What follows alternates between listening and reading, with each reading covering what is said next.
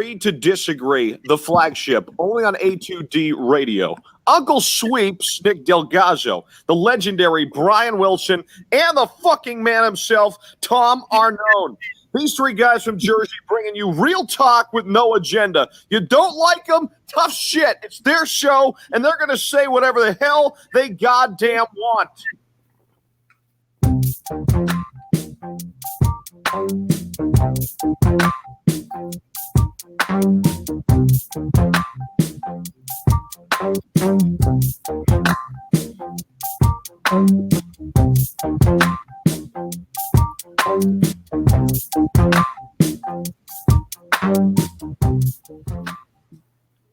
What's up, family? Welcome in. Agree to Disagree, A2D Radio. We're all still live from our own Real Talk studios, but hopefully coming to you soon from the real studios that became a mess here over the last, I don't know, 1,000 days? I don't even know how many days it is, but it's a mess in here. It's a mess in here. Going to need a thorough cleaning once everything's said and done. Carter Hart, ladies and gentlemen, we talk about all you got in sports as your response to stuff. A big one tonight.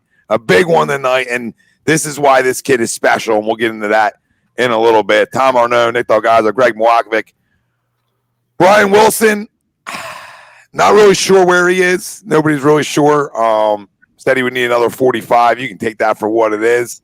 Nobody believes that here. But we're not going to get into details, nor throw a guy under the bus for claiming it takes him 45 minutes. Okay?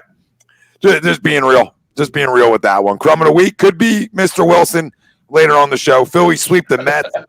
Winners of 3 in a row now.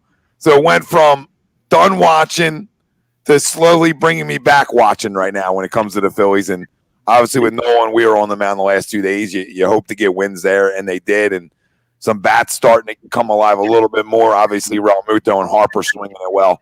So Alec Baum, when we talk about Alec, you talk about a guy, this is why you bring kids up. If they're ready, right? And it seems like all he's done since he came up is hit the baseball pretty well. So you can't beat that. And you love to see that because we've waited, we've seen it before with young prospects who come up and tear the cover off the ball and never figure it out. I hope he's a different one. I hope this organization maybe finally got one right. And because of this situation, finally got one up here before it's too late. Because the best way to learn is around other big leaguers, right? So if you're going to learn how to become a better hitter, a better fielder, don't you think you're going to learn it better at the major league level? I would assume so. So here we go. Excited to see out of Alec, and obviously a little pulse with the Philadelphia Phillies. A little one, not really the one you want right now. You need a little bit more. I said I wouldn't watch till they won 5 in a row. We're at 3. They're getting me a little closer. I've watched, but I just got to sort of hold my ground on that. Sixers versus Celtics series preview. Obviously, they kick off tomorrow night, tip off tomorrow night, and went from high hopes to I don't know, right? I mean, from high hopes, Ben, Joe, to the point we're at now where, now we're really in a dogfight, and you're going to need Joel Embiid to be maybe a top 5 player in the NBA to win this series. We'll talk about Sixers Celtics preview, second portion of the show. Flyers versus Canadiens, Game 3, a 1-0 win for the Flyers. Their main topic at hand ties into our poll question. The Flyers' power play issues are a major concern. Do you agree or disagree? Let us know. Facebook, YouTube, Twitter, Twitch. That's where you can find us live, and everywhere you get your podcast. You can find us there as well. Listen, is it a major concern? I mean, I don't think anybody can disagree with that. I mean, absolutely agree. But, through all the bad that's been the power play, this is why you've needed a franchise goalie for decades, right? This is why. Because you need a guy to be able to stand on his head. All right, you need somebody special behind the pipes or between the pipes, or it's not going to work. No matter what, you need to be able to overcome when the offense isn't always there, and that's what a great goaltender does. And to be able to come back after getting pulled in Game 2, giving up 4 goals, and to be able to come back tonight and just shake it off, right? You always talk about hey, if you live in the past, that's where you're going to be. Right? If you're worried about getting pulled last game still, or you're going to get pulled again. That's just how it works. But if you're able to shake it off, dust yourself off, and forget about it, and believe in yourself, this is what you get. And I'll say it again. A hockey team didn't skate well in Game 2 comes back out tonight, in my opinion, skated well. But the bigger thing is defensively again. Just like they did in game one. I thought, as a whole, they again protected him extremely well tonight too. Right? I think it was 24 shots tonight or 23, right around there, 23, 24 shots. Wasn't a ton, right? Wasn't a ton of shots. And that's credit to the guys out in front too. Like we always talk about. Yeah, 24 blocks. So, yeah, 24. There was some action there. 23 saves, and then we might have blocked a shit ton of. I know it was high. I don't know the exact number. Yeah, 24. I'm looking at it. Yeah, 24 block shots. So yeah, defense was fantastic. But he's still the guy that's in there. And if you're, if your psyche is shook after either getting pulled or having that kind of performance in game two, it's easy. It's very easy to take a shit in that first period. But now obviously we know what he's made of, and now obviously the national audience got a good look at this young stud. Tonight, the ability to to answer the bell, bounce back, and like you said, you're only as good as your defense. You can be the best goalie in the world. If we're playing defense, terrible defense in front of them, you're just going to continue to get peppered, and sooner or later something's going to leak through. So as we did game two. Yeah, great combination of him and the defense tonight and the adjustments. That's what a great head coach is all about. All right, so we expected a better out. We expected this effort out of them tonight. Having what we've seen all year out of them, all right, and being that kind of tough hockey team. So we expected this response. We would like to have a little bit of a little bit of comfort, maybe a 3-0 lead. Because like I said, you can be as good as they were. And you get a bad bounce of a puck right there, and we're heading into overtime. That 2-on-1 that 2-on-1 save at the end right there. When 5-6 minutes ago, whatever it was, and next thing you know, we're in overtime where anything can happen in overtime. So it was just that's a huge win in a linchpin game for me. Game 3 is a series tied 1-1. That's a pivotal game 3 where we were able to grab that 2-1 lead. Absolutely. Greg, agree or disagree to the poll? No, absolutely. I completely agree to the poll. Sweeps, to your point, right? We had that early 4-minute power play with the high sticking, and we had an opportunity to go from 1-0 to 2-0 right in the first period, right, and get that separation, get them playing back on their heels, and allow us to take over. Now, we didn't score. We had a pretty hard 4-minute power play, pretty hard 12 minutes of power play in total. And I think that's where the layoff hurt the most, I believe, right? You know what I mean? Because the power play is so much feel and so much confidence with the groupings that it's tough to replicate that quickly. You know what I mean? We see that early in the year, at times when when your power play struggle is coming out of a new season. And I think this is what it is. But at the end of the day, we got a huge win. The power play does have to get better, though. I think we had 2 or 3 power plays where we had less 2 shots or less. That can't happen. We don't need goals on everything, but we need attack. We need pressure. We need them to play defense for 2 minutes. Yeah, not be easy on them. Absolutely. Listen, I know I agree to the poll that it's a concern, but I'm not at the level of panic with it, right? Because I consider the same thing when it comes to guys hitting at the big league level, right? In baseball, it's the ebb and flow of it, right? It's going to come in bunches. They're going to figure it out. The fact that you have a 2-1 series lead and you're stunk on the power play is all I need to know how good this hockey team is, right? It's that simple. We can be negative in the comments about it, and we can be upset about it and be like, oh, they got to get better. We know this. But at the end of the day, it's about going to locker rooms with wins, okay? It's not always going to be pretty. It's not always going to be easy. It's not always going to look good. But at the end of the day, a win's a win, right? And we were talking about you can take a lot from a loss. Well, I think they took a lot from a loss in game 2, and obviously great coaching, great adjustments, right? We talk about the forechecks Spielman's talking about tonight. It's phenomenal. They slowed up a pretty fast Canadiens hockey team with a lot of firepower, and they slowed them up. And to a tune of 36 hits. Yeah, right? yeah. 36 hits. They got, to your point, Tom, they got back to being physical, right? They dumped the puck and bury it and hurt and hit you. Yeah. So you just hope, like you said, you hope that that they figure it out on the power play. You know what I mean? But the bottom line is, is wins and losses. You know what I mean? And that they're 5-1 since their restart, and they're 1 for 25 on the power play. So as atrocious as that is, they're 5-1. So I mean, like Greg said, it just can't be a wasted 2 minutes. You know what I mean? You're not always going to score. This is the NHL. These are the best players in the world. You know what I mean? So guys do a good job on penalty kill as well. You know what I mean? So it's the Canadiens are a good team, and it is what it is. You know what I mean? We just have to. You have to get some kind of production. You know what I mean? It can't go. It can't keep going on. Especially in the next round, because it's just going to get. It's obviously everything's going to get harder and harder. Everything's going to get ramped up. You know what I mean? So you gotta find a way. Yeah, and like people are saying, Dean says I agree the power play has been abysmal, but you have to remember they've only been playing 67 games. It's going to take a while. Everyone across the board is doing fairly bad in their power plays. I mean, I agree with that, Dean, in terms of the layoff could affect some of the chemistry on specialty units, right? I mean, I could see that being a little bit, but 2 shots. Unacceptable.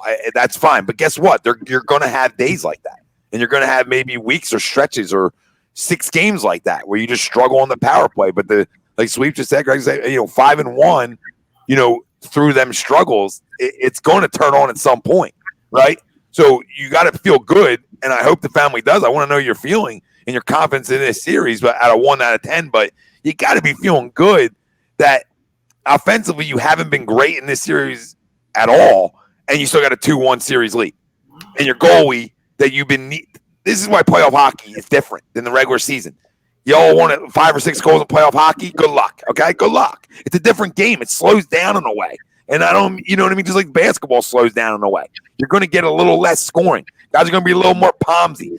The energy goes up a level. So what have you always needed for years and years and years? Somebody to stand on their damn head back there. And that's what you got 2 out of the 3 games so far in this series, is a goalie that stood on his head and has carried you to a 2-1 series lead. That's how we backed our franchise guy year after year after year after year after year, because we knew if we had one and he got hot at the right time, we could be hoisting a cup. That's how it works in this league. Absolutely, dude. Well said. It's you have to. Sorry, Greg. Real quick. No, go ahead. In all sports, there's talent. There's a combination of talent, skill, and luck. You know what I mean? Like you said, they hit a couple posts tonight, didn't they? I mean, if I'm not mistaken, you know what I mean? So that doesn't, you don't take anything away from it, but an inch here, an inch there, in all sports, you can say that about every game, you know what I mean? So I'm not going to pinpoint this game again, but you also, you got to be good, but you got to be lucky too. Perfect storm type, that's what I like to call it. You know what I mean? Yeah, absolutely. And that kind of sums up the one goal we got, right? G just threw the puck to the net. Voracek tipped it up. It kind of went up and over Carey Price and dropped in the back, and it was an ugly goal, but that's what we needed, especially after getting shut out. And Tommy, to your goaltending point, that's why Carey Price and the Montreal Canadiens were such a, that's why they did what they did to the Penguins and what they did to us so far right now. Like, they're making it hard because Carey Price is being that guy between the pipes, and he's being the pro that he's always been. Yeah, you got a special one over there too, a damn good goal. So it goes both ways, right? And playoff hockey, you got to win ugly games. In playoffs in any sport, you have to win ugly games. So that's just the way playoff sports work. We beat Atlanta here at the Link. It was the ugliest game I've ever watched. Okay. Yeah, you go back to like you said, we talk about a bounce of a puck here or there. You know what I mean? Game 1. I mean, if not for obviously Hart was awesome, but Carey Price was equally awesome. I mean, he kept that 2-1. Then that's one of the best saves. That's one of the best saves you'll ever see. You know what I mean? To the naked eye, it looked like a wide open net, and it was. But he got his stick on that puck. That was crazy. Yeah. We hadn't been on the air since that, but that was unbelievable. Murr says needs to get better on the power play. Obviously, however, only numbers that matter right now are they're up 2-1 in the series. There's enough talent on this team. It will come around and win a game sooner rather than later for them. Yeah. And I mean, shit. I mean, it's not easy. It's not easy on the chest, but I I'll take 1-0 wins all day. I mean, they don't have. I don't need 5-2 wins. I'd rather my goalie continue to be lights out. And that's why I don't need pretty wins in the playoffs. I just need to go to locker rooms with another with a 2-1 lead, a 3-1 lead in the series. That's what I want. So I don't care how you get there. Like you win a cup and you're dreadful in the power play. Did anybody give a rat's ass when we're on Broad? You don't. Yeah. Did anybody talk about how sloppy the Falcons game was in 2017? No. No. Does anybody talk about anything that happened in the playoffs or the regular season or anything when it comes to the Eagles and us winning the Super Bowl? No. Does anybody talk about our defense and harp on, our defense got shredded in that Super Bowl. We can't have it. No, we can have it. Feels good. So, I mean, that's just the way it goes. It's just the way it goes. So you're tough enough to come out of games with W's. And this is what this hockey team has proven all year, and they continue to prove it since the bubble began again. 5-1 since the bubble. Hottest team in hockey before bubble. And to me, I know people out there don't make me believe it, but they're still as hot. They're still as hot because the only thing that matters is wins and losses. Right. We're not going to dissect the rest if we get to where we want to get to.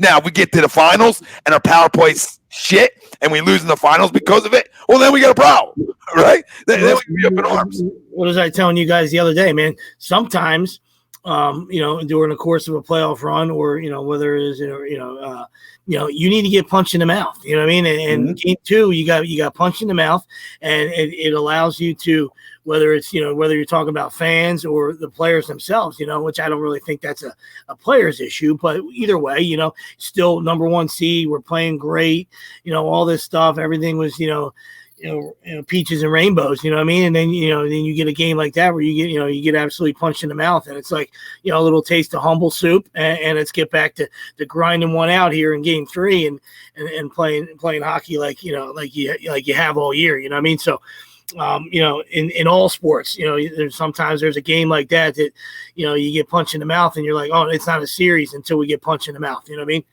I mean? I think that's in almost every series, right? For most teams, I mean, you get your sweeps and you get your stuff like that, but most of the time, if you're playing a good team on the other side, it's going to go back and forth that way. Well, pre 2020, it used to be. First team, the wins on the road. That's, it's not a series till you win on the road. You know what I mean? And we don't have that this year in sports. It would have been a way bigger win for Montreal, tying it up 1-1 at the Wells Fargo, going back home for game 3, right? So that game 2 wins a lot bigger if there's home ice advantage, right? And that game 2 win might not even happen if there's home ice advantage. I'm not saying it will or won't. I don't know. I can't go back or figure that out. But what I can say is that whole thing is taken away now. You can't go back. Even Montreal, they can't go back tonight and be like, well, 2-1, we're at home, game 4, right? 2, it's a series again. Like, you don't have them things to hang your hat on now with the bubble, and we're going to discuss that when it comes to the NBA here in a little bit as well, where you don't have that advantage for any team, so you're all on the same playing field.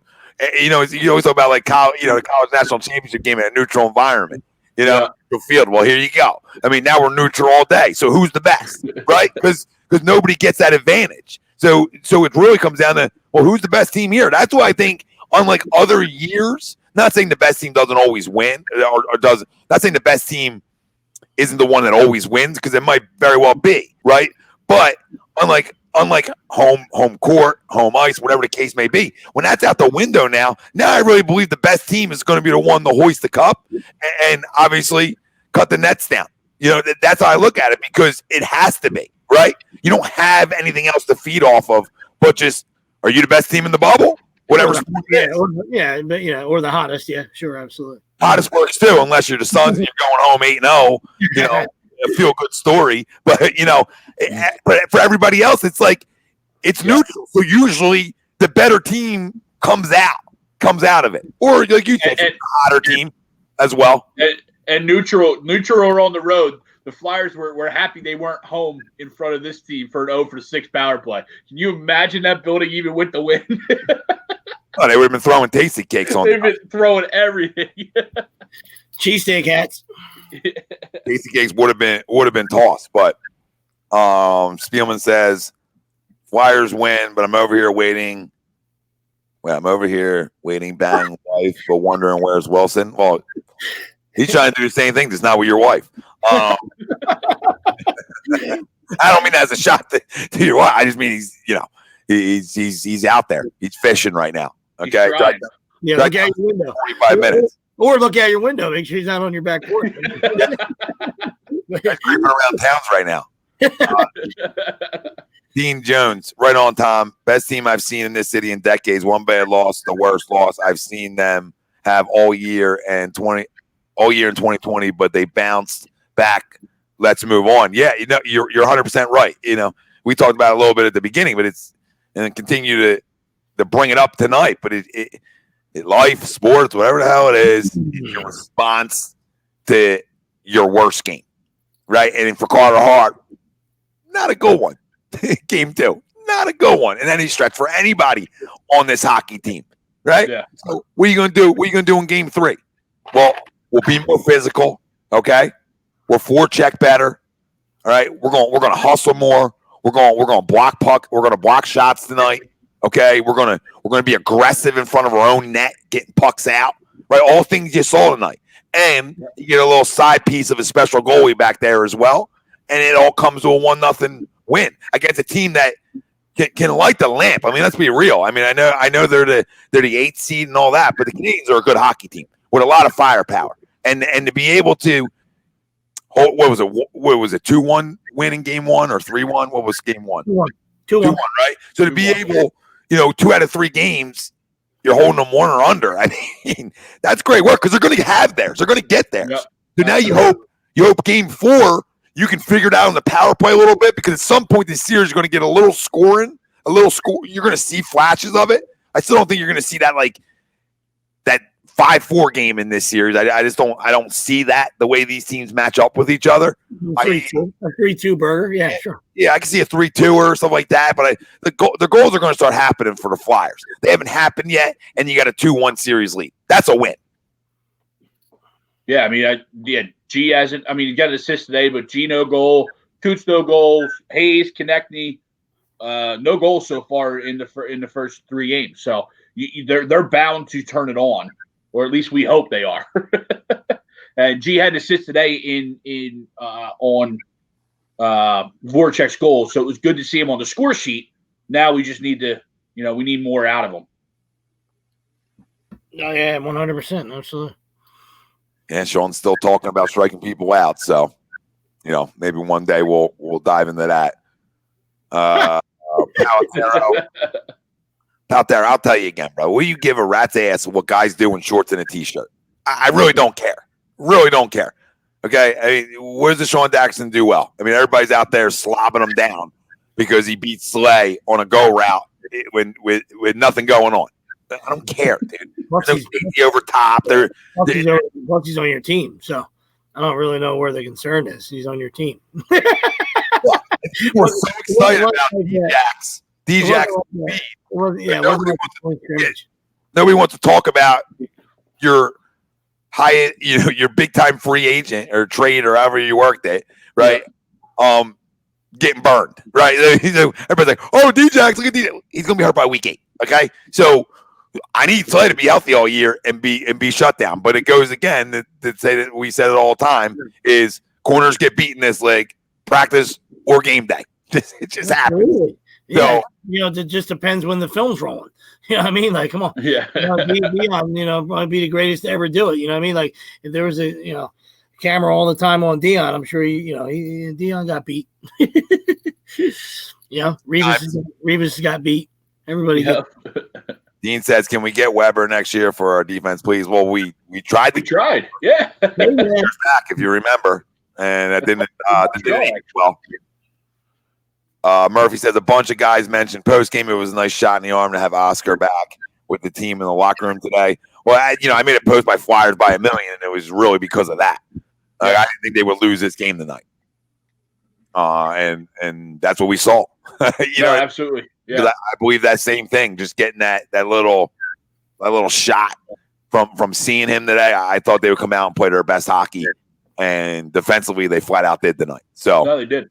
Because that's energy and effort, man. Like scoring goals is one thing. I don't think scoring goals is necessarily an energy and effort thing, but being able to play defense is a want-to thing and an energy and effort thing. So that's a different type of thing, right? Like scoring goals is it becomes talent, stuff like that, right? But playing defense is a want-to thing. And when you got all four lines doing it well, I just can't give enough credit to this coach because this hockey team has never done this. This hockey team has never played this good a defense in my years of watching the Flyers. But I've watched the Flyers for a while. I've never seen four lines buy in defensively like I've had through this entire season. It didn't just start in this bubble. I mean, this is the way they've been doing it all year, which helps out your young goaltender more than anything. And I think part of it is they trust him so much that they know if they work back there, they're going to get them results of goose eggs or 1-goal games.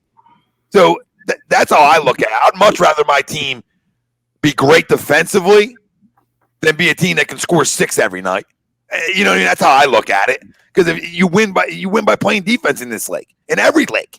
If you can't play defense, what are you winning? It's great to score. It's great to light lamps. All that stuff's great. I love it. I mean, that's what it's exciting about. You know, that's what we want when we watch hockey is goals scored. But there's also something about winning games like you won tonight.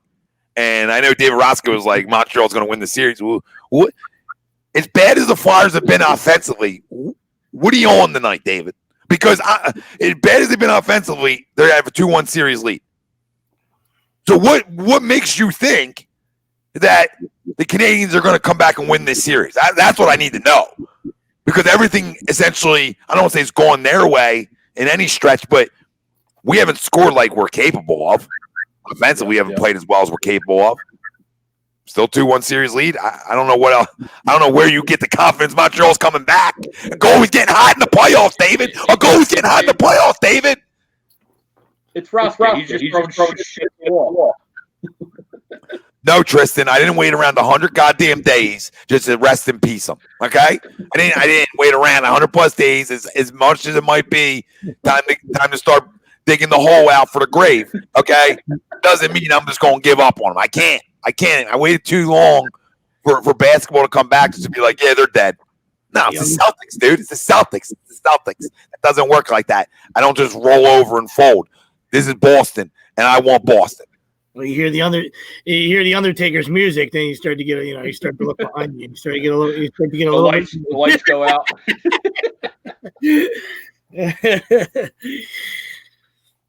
Start hearing Paul Bear. Yeah, I don't know.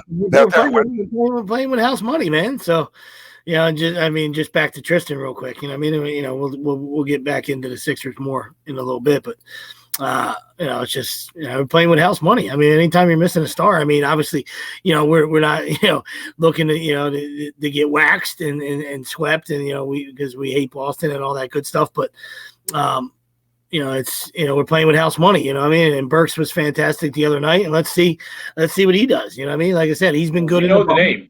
Yeah, he's been good in the bubble. So I mean, let's if he can throw in 4 or 5 threes, and make up for some scoring there, we'll see. If Toby can be the monster, and then obviously it all lands at the feet of the big fella.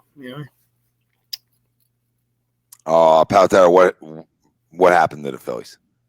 When? What are you referencing? Because I'm not picking up on what you're putting down. So just need to know, brother. Just need to know. Spell says the Habs are faster, but Flyers defense suffocates. Showed game 1 and tonight. Love the Panickers. 14-3 last 17. The Flyers are. Get a clue, bandwagoners. Yeah. How to go for the people that were throwing Carter Hart under the bus the other night and acting like, he stinks now, right? Yeah, that aged well for you guys. That aged well. I don't want to mention names. We know these scumbags. Murphy says, Sixers won't fold. They might not get the desired result, but you get up to play a rival, especially in the playoffs. I would sure as hell hope so. They better. That's when we start running guys out of town. That's when we start running people out of town. You know what I mean? When we don't get an effort, all right? And if you're gonna lay down produce an egg. You know what I mean? But as long as you show up and give us everything you have and roll your sleeves up, dude. Listen, it is what it is. You know what I mean? We're shorthanded, no excuses. All right, we'll go to bat with what we got. You know what I mean? But we need you to play hard. That's all. Play hard. And that starts with coaching, and that starts at the top with your leaders. If there's any leaders, we'll see if there's anybody who wants to step up and be a leader, and it starts with Brett. You come from the tree, you come from the Garden of Eden. You came from the Garden of Eden, buddy. The apple, you know what I mean? You fell from the apple, you fell from Pop's tree. All right, so, you know what I mean? Can you at least do the one thing that you were known for? I mean, let's play some D. Let's make it difficult. Let's make it difficult on these Celtic stars. You know what I mean? Let's make them uncomfortable. Fans or no fans. You know what I mean? Bubble or no bubble. All right. Let's make it difficult. No, absolutely. You guys want to segue into a little 10? Yeah. We just wanted to make sure we covered Game 3. We let our boys talk about it and more on their show. We just wanted to show the fam our range, a little bit of range. I mean, probably more steppy than me and Nails, but every once in a while you throw your hat on and you dance around a little bit. There's been kids out there that try claiming that a few of us can't talk hockey. Listen. Anything that's considered a sport, I got a good feeling that one, I can talk it, and two, I can out-talk you in it. So this is a challenge for anybody out there. You know what I mean? You can start talking to me about cornhole. I'll probably figure it out and probably still dominate you in the conversation. Not you, Sweeps, the family out there. Just letting people know. So anything sports-related, I think we're all good with, no matter what it is. So I remember the jabs from the likes of Doug Zeke, our boy Mark out there, that A2 don't talk enough hockey. We only have a hockey dedicated show on the platform. I remember you guys. Don't think I forgot. I've been talking hockey since '82, right? Like, first word talk. Okay, when the 4 major sports in this city, we follow, we cover, and we love. Is hockey fourth? Absolutely. Ain't running from that ever. Okay, just look at ratings talk. Always going to be 4 in this city, but it doesn't mean we don't love them. Okay, doesn't mean it.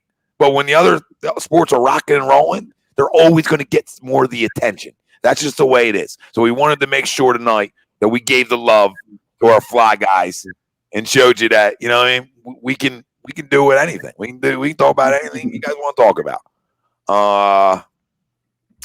Tim chiming in, Philly sweep. It's about time. Started playing some good baseball. Pitched better this weekend. We'll talk about the Phillies after we run through Sixers, Celtics here and give a little series preview. Obviously, game 1 tomorrow night, 6:30.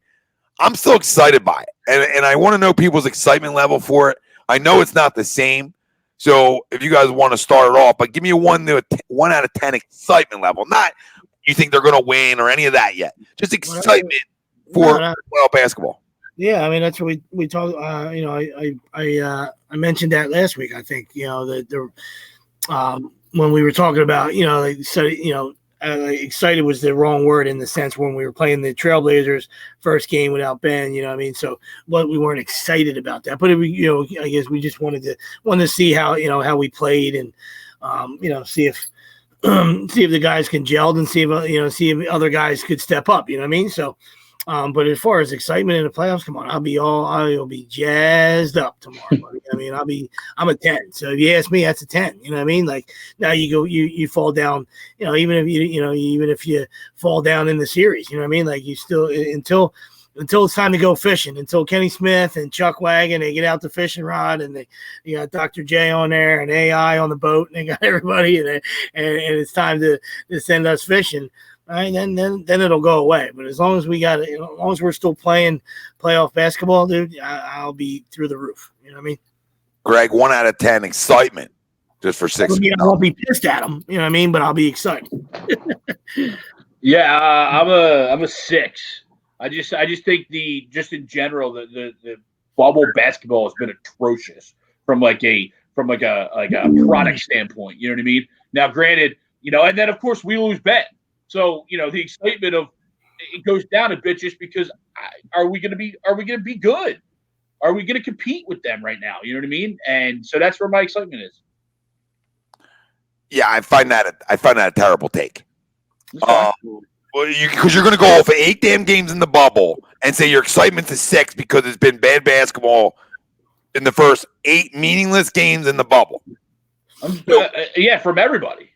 Oh, I know what you're saying. I'm just going to double dip it by saying you don't think it's going to be better basketball in the playoffs. I hope it is. It always is. For as long as you've been watching basketball for. I know. So what do you think? But then at the same time, you add in the fact that Ben got hurt, and it drastically hurts our chances. Well, no, you said it. Well, I think then the word changes. That's all. You know what I mean? You can still have any excitement. I'm putting words in your mouth. I'm saying, I guess you're more, you would be less optimistic. You know what I mean? Like, maybe not. You still could still be excited. You're just like, yeah, I get you. You can be like, like Randy Quaid, you know what I mean? Like yeah. you could be Randy Quaid and just be a negative dude, and all of a sudden, we end up in the finals, and you're like, "Let's go! I'm back!" You know what I mean? So I'm okay with that too, buddy. We'll welcome you back with open arms. You know what I mean? I misunderstood it. Like excitement just to have playoff basketball here, not what you think. Yeah, not 1 out of 10 their chance of winning anything. Just your I got you. have like yeah. I mean, you're spot on about the product. You know what I mean? It's it has looked like all-star games, and all-star games they do nothing for me. You know what I mean? So I'm with you 1,000%. I don't need to see 142s and 120s. I don't need to see that. That's terrible. You know what I mean? So we will see how everybody, and we can only imagine that everybody's going to ramp it up now. It's nobody's resting. There's no load management. It's go time. You know what I mean? This is, you got yourself some yard duty. You shut your mouth and you got yourself some yard duty now. Your hands hurt, now your back's gonna hurt. Palms up, back's gonna hurt. Palms up, but good luck. I mean, there've been no palms, but I do think it's gonna get palmsy now, though. I truly believe. That's what I'm saying. We'll see. Tomorrow night we'll see that. We'll see that different. That different energy and effort on the defensive side. So we'll see if that changes. But right now, you're not wrong, Greg. I'm not saying you're wrong. And Nerdy Sports Guy, I'm not butthurt at all. You know what I mean? And he wasn't honest because he was essentially wrong because he misinterpreted the excitement just for playoff basketball back. He started talking about Simmons' injury, A, B, C, and D. That's not what we're asking. We'll get there. That's the next question. 1 out of 10, your confidence in the Sixers winning the series is now the next 1 out of 10. Now you can give me your 6 or your 2. Tristan, you jerk off. I'm a 2. Tristan says I'm a 2. You better not turn on the game tomorrow night, Tristan. Then at 6:30, you better go just hide in the closet somewhere. You ain't allowed to watch if you're a 2. Come on, you're better than that, Tristan. Well, what's the lowest you can go and still watch the game then? Gotta be rid of 5. Make sure there's batteries in your remote. That's all. But we'll find out. Like I said, we'll find out. I mean, we'll see. 1:30, and that's a beautiful thing about this. The only good thing about this, the whole bubble thing is, everything's especially early on, everything's spread out. So I mean, you get a little 1:30 playoff game. Jazz Nuggets. So we'll see if how those two teams ratchet up. You know what I mean? And obviously, if other people follow suit, which we would imagine they will. Mm-hmm. Well, the Nerdy Sports Guy, I'm a bigger fan of playoff hockey over basketball, regardless of the rating, because I like hockey more than basketball. Well, that's fair. I mean, if you like a sport better, I would expect you to be a little bit more indulged in that sport over the other one. Just like for me, just the way I am, I love playoff hockey, but to me, always if Sixers and Flyers were playing at the same time, not that I don't click over to the Flyers because I absolutely do. But my focus has always been a little bit more on the Sixers. That's just the way I've been. It doesn't make it right, doesn't make it wrong, whatever. That's just how I am, and that's why I respect people on the other side of that. You know what I mean? Absolutely. You're going to always watch the sport you love a little bit more, right? And, like I played basketball. I didn't play hockey. So it's, probably a lot of you guys that are like hockey's 1 or 2 on your list have probably played hockey at some level to love the game even deeper, right? Like we all love the game. But the reason it's 4th is for me, I never played it. At least I can say I played the other sports, regardless of levels. You just played the other sports. So, growing up, them sports have always been you've been more locked into, right? So that's what it comes down to. If you don't really play a sport, You can still love it, but it probably isn't as high up as the ones you've played. I mean, that's just how I look at it. I could be wrong. Johnny Lynch, 10 out of 10. Let's go Sixers. Let's go. Feels had a good one. Sixers wanted the 6th seed to avoid Bucks until finals. It showed, by the way, they played different rotations. Sixers in 5 versus Celtics. Celtics don't match up. Simmons not a point. Suxy is out, but watch. Embiid and Harris are going to kill it. Horford shines. I love that confidence. Love that confidence. Woo. Man, that was a mouthful, but I hear you, man. Let's go. I mean, that's, listen, can't, I love it. Love the confidence, and it's going to, definitely going to have to, they're going to need to do exactly, Horford's going to have to be a monster, you know what I mean? And, and Toby and Joe are going to have to do their things, you know what I mean? We like what we've seen from Bubble Toby, you know what I mean? And let's see if Joe can give us some 40s and 20, 40-20 game in there too. And go from there. I don't know about in 5. I mean, holy shit, that's fantastic. That's a lot of confidence spells. You might have to go play fucking hide the pickle. You might have to go play hide the pickle, buddy. I mean, that's fantastic. Fantastic confidence out of you. Love you, Spell. Yeah, my confidence level for the Sixers winning this series is maybe you have to win a game 7. 6.5, 7. I mean, I think if they're going to win it, I think it's going to go 6 or 7. Honestly, that's just my personal opinion. Do I think they can win this series? Yeah, I think they can win this series. A lot's going to depend on how motivated Joel Embiid is. What Sean said about Tobias Harris is a big one, but I think the other name's even more important. I think what Al Horford are you going to get? Is playoff Al coming? Like, is there a resurgence of Al Horford for playoff basketball? I really hope so. Would love to have $100 million of them and earn it in this series to start, right? I mean, that'd be huge. My issue is with the Sixers is where else is the production coming from? That's my concern. Mike Scott showed a little bit of pulse here late in the bubble. That's great. Alec Burks, I like Alex a lot, but I mean, we're going to expect him to drop 20 a night. I mean, Furkan's the hottest cold guy in the country, right? He'll go for a 22er and then give you a goose egg the next night. So we trust in him. We're all Neto. We're trusting Neto. You know what I'm saying? It's not. Yep. This series comes down to what Joel Embiid are we getting, and can he dominate and take over a series? Because if they want to come out of this series and move on to the next one, it's gonna start and end with him. And I know more guys play just one, but yeah. It's going to start and end with Joel, and then as you already hit, Toby and Al have to be huge factors, especially with their paychecks. That alone makes them keys 2 and 3 to the series. Because you're right, can we win? Yes, because where does Boston lack, right? Boston lacks down low, where we hope that Joel is able to dominate, and then Al's able to pick off something too. But where Boston now with the loss of Ben gains a little bit of advantage is where they've beaten us the last few years is their wing versatility and their front court, right? Their Tatums, their Browns, the Kembas, the Marcus Smarts. Who are you going to stop? You know what I mean? Because someone else is going to be able to go off. That's the tough one, and that's where Burks, Jay Rich, Shake. Who do you get out of them to at least step up Pomsy-wise and hope to limit it, right? I mean, my confidence is the same thing, 6.5, 7, just because when you have 3 stars or quote-unquote paid stars like we do, you always have a shot, right? You always have a chance. And when you get talks of Joe, too, talking like, just get me to the playoffs, I want to be money time in the playoffs. Well, we're here now. See you, Spells. Thanks, brother. We're here now. You know what I mean? So let's go, Joe. If we're going to move on, it's got to be on your back. Absolutely. Listen. You can walk it. You can talk it. You can tweet it. You can do whatever you want to say and do. Okay? If you want to be considered special in this league, from your peers etc. Right? If you want the respect, this is money time now. This is shut up and play. Right? I mean, this is what this is right now. This is money time. Okay?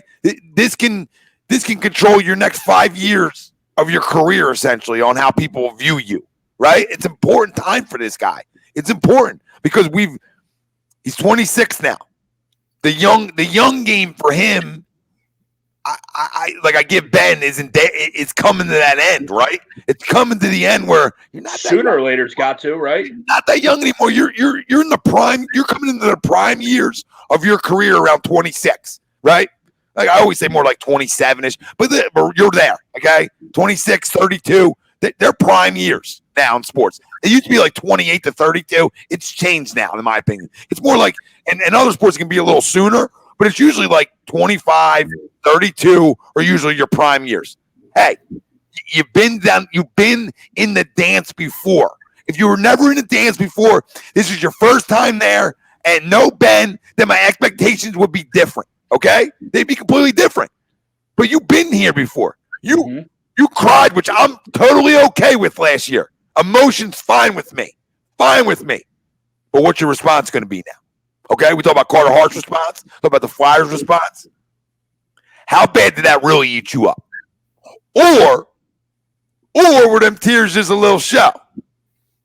We're going to find out tomorrow night. We're going to find out real quick. Because if he's energized, if he's engaged, this team can win this series. They can. Would I put money on it? Probably not. You know what I mean? But do I still, with my confidence level, if he's dominant, my confidence level of them winning this series goes like an 8. If he's dominant. And dominant's like a point a minute type, like he can do. Yeah. But you can't just continue to, and I'm guilty of it for the last few years. He's young. They're young. Al ain't young. Toby ain't that young anymore. Joe ain't like a puppy anymore, right? So now it's time to grow up. And I'm not saying he hasn't. I'm just saying it's time to grow up and go dominate. If you want to be considered a top 5 player in this league, you could show all that off in the bubble. You go to an Eastern Conference final without Ben Simmons, people are talking about you like they're talking about the Greek Freak, which you should be talked about, like, right? Because he should be. He's at that level of dominance. You want it? Time's yours. Because you look at the Stars and what they do on a nightly basis, and then you look at Joel, who wants to be considered that, and you don't get that on a nightly basis, right? You get it at times. You get it in flashes, you get it in stretches, but you don't get that dominance overall, over a stretch, or nightly basis, right? And you're absolutely right. Sooner or later, this young and superstar budding is over with, right? Sooner or later, you got to put up or shut up. You're just maybe not the star you thought you were. You might be a very good player, just not the superstar you thought you were. Yeah, might be a top 25 guy, right? Might be a top 25 guy, not a top 10 guy, but the thing is this is his time. Yeah, oh my God. And there couldn't be a bigger blueprint for him this series. You know what I mean? With like I said, with Ben out, the fact that they don't have anybody down low that, they can match up with him.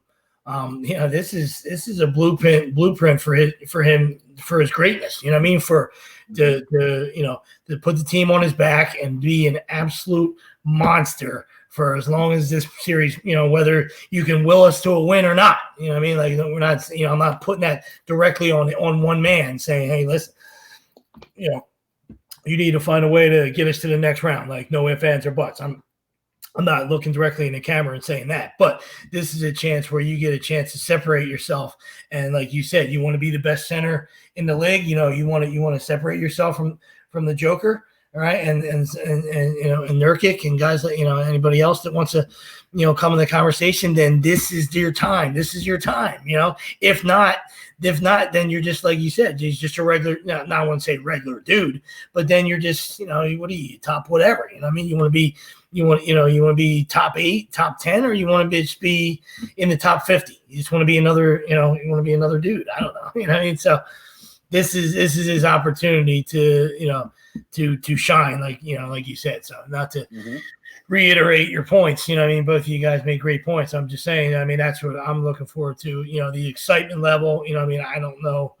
As far as confidence, I'm probably at a 5 or 6. I'm right in the middle. If you excitement at 10, 5 for confidence. But that goes to me. That's pretty much all the time. Because you just never know.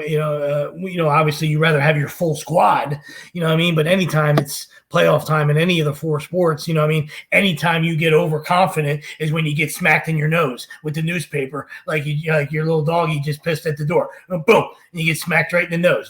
So to me, you should always have that swagger and that confidence, right? But you shouldn't be, it shouldn't be off the charts where it blinds you from your mission or your goal. And you're being a grinder, being a lunch pail guy. Brown bag it. I want a brown bag series starting tomorrow, and let's go. I love that because we're a city built on brown bags. You know what I'm saying? We're a city built on some brown bags over here and some lunch pail talk. And this is a team that right, even without Ben, I still believe they have the ability on the defensive side of the basketball to bring the lunch pail to work and to be Pomsy and make things difficult on guys. I know Prism's talking about Thibault having to step up, and he doesn't want to put pressure on the rookie, but it's a big series for him too. Because we need him defensively. We drafted him because we showed last year in the playoffs how important we needed a wing defender. Yep. Right, and it really showed last year. And they passed on Carson Edwards for Thibault. I love the pass. I'll stick by that pass every day and twice in the bubble, because I truly believe that when it comes to defense right away, I think that's always an easier transition to guys. If you come in and you play and you're a really good wing defender, I think that whole jump is easier on you, right? And I think we've seen that from Matisse. And obviously the stoppage of play doesn't help him, but I think he's a big part of this series, especially with Jalen Brown and Tatum. Huge.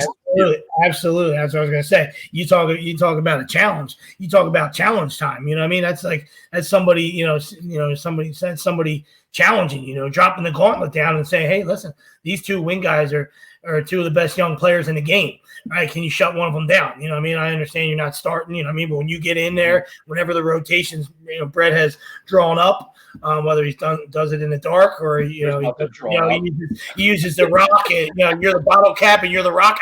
I don't know, Brett. I don't know. Whatever you do, buddy. Whatever your madness is, right? But whenever you get in there, whenever the horn sounds, Matisse, grab one of those 2 wing guys and shut her down, right? And that's what I'm talking about. Or at least make them work for it, right? You know what I mean? Like, at least make them work for it. What else is done? At least make it difficult on them. At least make them hit contested shots, because it's tough to shut those guys down. But you're absolutely right. Like, when you get in, lock up. Yeah, you know what? And you're right. And guess what? I really like this pick on Elton Brand. And this pick can really show how important it is just in this series alone. Because we're putting a lot on Joel Embiid, and fair. We're putting a lot on his shoulders. As a star of this team, the star that's left, the pressure goes on you. And to me, he's always been a guy who rises to them occasions when he's healthy. And I truly got a feeling that he's going to be dominant in this series. Does that mean we're going to an Eastern Conference final? Does that mean we're going to an NBA final? We're going to go one series at a time here. Okay, but I truly believe one game at a time. Let's start with tomorrow night. But I truly believe, because we get a little ahead of ourselves. Boom, he's out the rest of the series. We've seen this one. You were playing a game of just a tip right there. Relax, Tommy. Would you just stay in the pants for now? One of our colleagues here at HUD Radio might have been just the tipping for the last 45, supposedly. Let's hope. Which is amazing with just a tip, right? Like, it was a tip. You ain't lasting more than 30 seconds, baby. Come on. I digress. But we are putting a lot of pressure on Joe. and we shouldn't run from Tobias having a lot of pressure on his shoulders. Josh Richardson, Wilson just talked about it, about what do you say? Tobias and Richardson play well. Sixers got a shot. JoJo should dominate this series. No one on Boston should be able to handle him. Keyword should be, all right, Wilson? Nobody should be able to handle him. Mm-hmm. Hey, keep yourself down in the post. You know what I mean? Stay there. Eat. Love the buffet. You got a buffet this series. All you can eat Chick-fil-A. Eat it up. Who's stopping you? Where's that at? Milkshakes. If you're Greg, no dip. You don't need any sauces. Nope. Dry nuggets. Just see how many dry nuggets you can stuff in your mouth, brother. I'm interested scored in this as well. What Boston does in this series, Wilson talking to contain him. That's where Tobias is going to be so important, and some of our other shooters, where they got to make shots. Furkan, Mike Scott, whoever it is. I don't, you know what I mean? Burks, whoever, right? Richardson, them guys got to make open looks because they're probably going to try to get the ball out of Joel Embiid's hands as much as possible, I would think, in this series. I would assume if I'm Boston, pretty smart coach over there, another extension, right? I would assume my game plan is say, hey, anybody else in this roster can beat us, but number 21. Yeah. Anybody else beat us, but 21. I gotta assume that's the direction.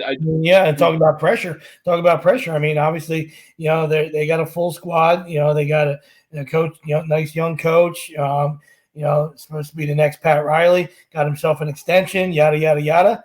I mean, all the signs point to them. So, there's a lot of pressure right there. Let's see if they, let's see how they handle it too. You know what I mean? Yeah, I mean, you're going to see obviously a lot of Daniel Theus. He's probably their starter, right, de facto. And then Enes Kanter is there as well. Those are probably the only two you're going to see.